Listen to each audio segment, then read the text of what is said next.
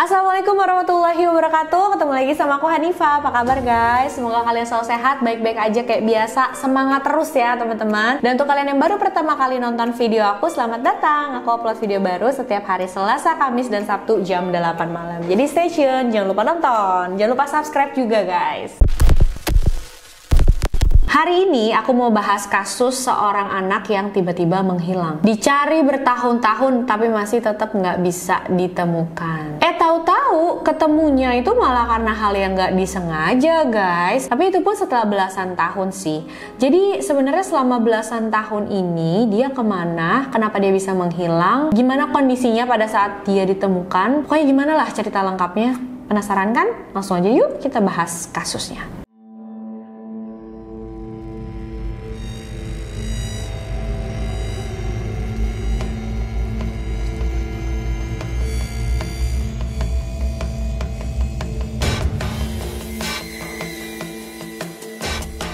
Kasusnya mulai terungkap pada tahun 2015.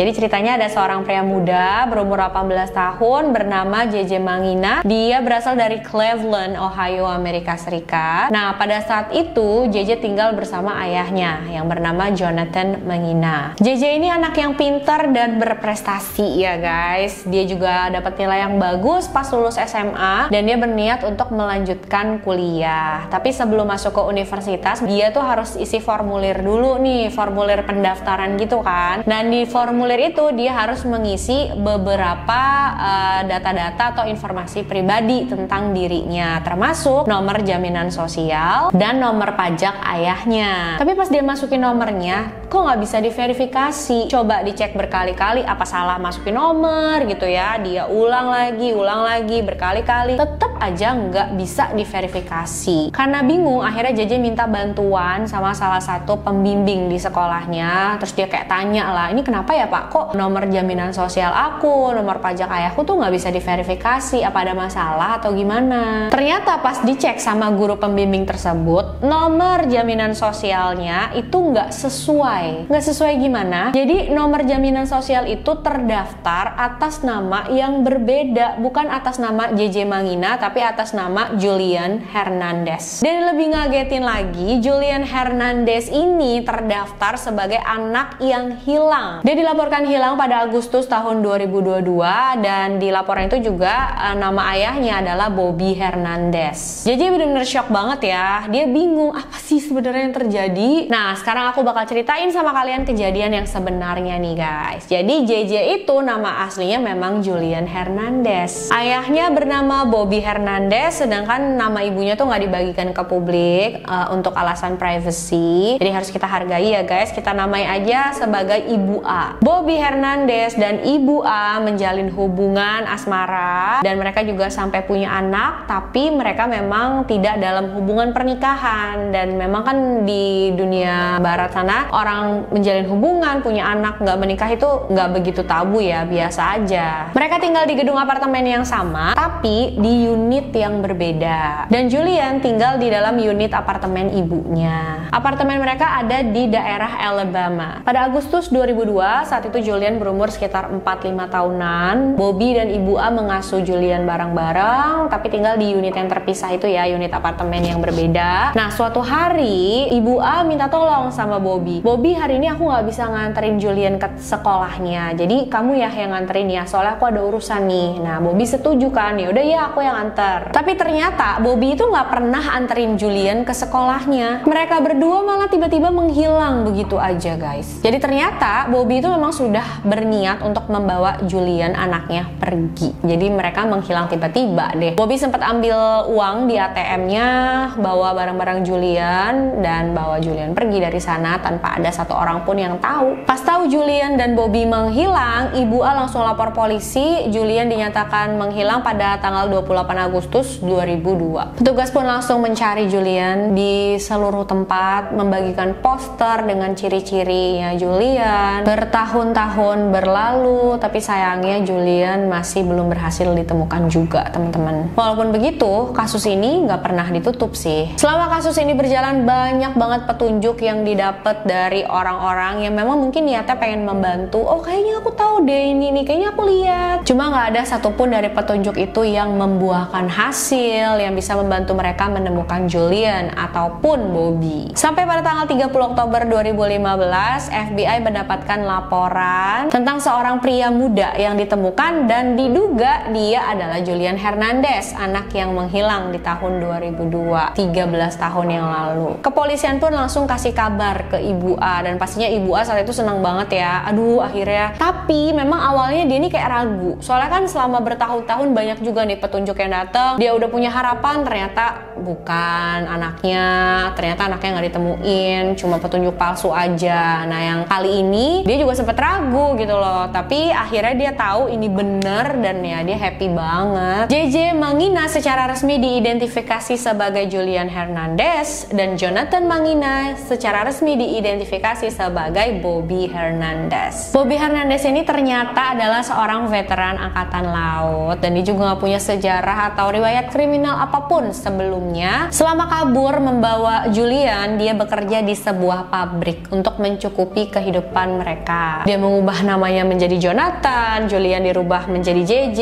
Bahkan pada tahun 2012, Bobby itu sempat berhasil membuat SIM atas nama Jonathan Mangina. Aku juga nggak tahu ya gimana caranya dia membuat SIM dengan identitas palsu yang dia punya itu. Pada tanggal 2 November 2015, Bobby Hernandez ditangkap dengan jaminan sebesar $250.000 atau rupiahnya sekitar 3 miliar. Dan pada 24 November dia didakwa atas 6 tuduhan penculikan dan beberapa tuduhan lain, di antaranya pemalsuan identitas. Pada saat sidang berjalan, Julian ini masih kayak ngebelain ayahnya ya. Dia bilang, walaupun ayah bersalah, aku masih berharap ayah bisa bebas karena aku sudah memaafkan ayah. Aku sayang dan cinta sama ayah yang memang sudah jadi bagian dalam hidupku. Menurutku, ayah sudah melakukan banyak hal baik selama kami di Cleveland. Dia membesarkan saya dengan baik, jauh lebih baik daripada orang tua lain yang pernah saya lihat, katanya. Dia mendorong saya fokus sekolah dan dia juga alasan mengapa saya mendapatkan beberapa nilai terbaik di sekolah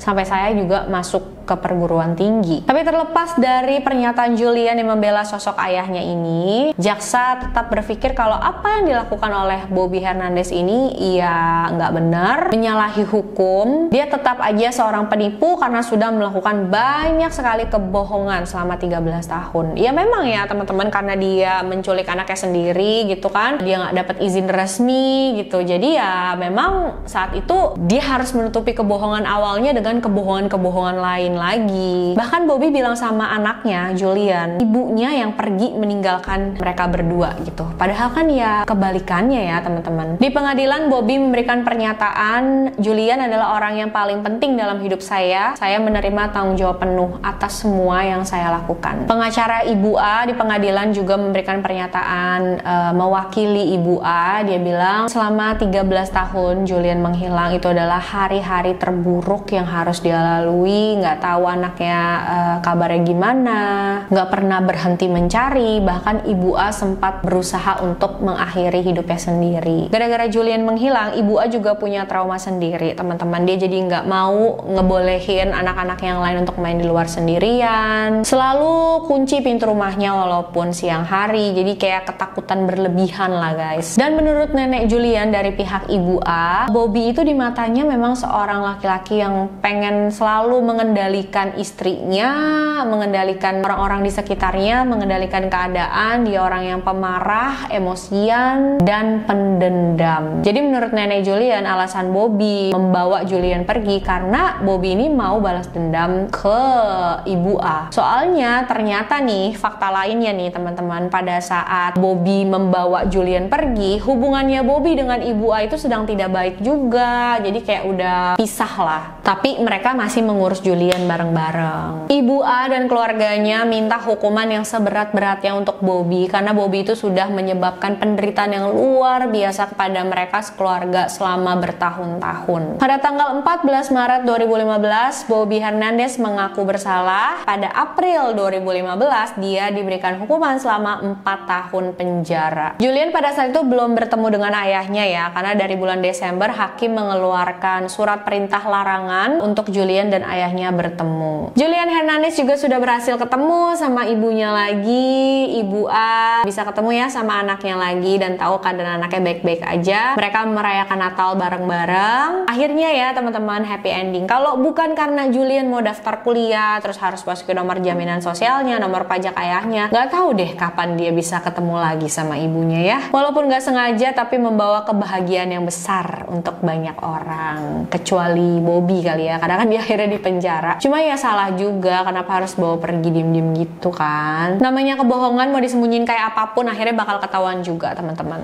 Makanya nggak usah bohong-bohong ya. Menurut aku walaupun mungkin Julian tumbuh menjadi orang anak yang baik, berprestasi, pinter gitu, tapi tetap aja tindakannya Bobby membawa pergi Julian dan memisahkan Julian dengan ibunya itu tetap nggak bisa dibenarkan ya. Ibu A kan juga punya hak untuk menemani anaknya selama masa pertumbuhan, melihat pertumbuhan anaknya yang memang udah hilang ya, sekarang udah nggak punya kesempatan lagi untuk itu. Menurut kalian hukuman selama 4 tahun untuk Bobby Hernandez itu cukup atau enggak sih teman-teman? Jangan lupa komen ya apa pendapat kalian. Kalau emang cukup kenapa? Kalau nggak cukup kenapa? Dan apa ada dari kalian yang melihat atau merasakan secara langsung, atau mungkin ada orang-orang di sekitar kalian yang mengalami hal-hal yang mirip seperti ini? Mudah-mudahan sih jangan, tapi kalau misalkan ada pengalaman kayak gitu, bolehlah sharing sama kita ya guys gitu, oke? Makasih banyak udah nonton videonya sampai akhir. Jangan lupa like, comment, subscribe untuk kalian yang belum subscribe, dan share juga video ini sebanyak-banyaknya biar aku makin semangat bikin videonya. Dan sampai jumpa di video selanjutnya guys. Bye bye.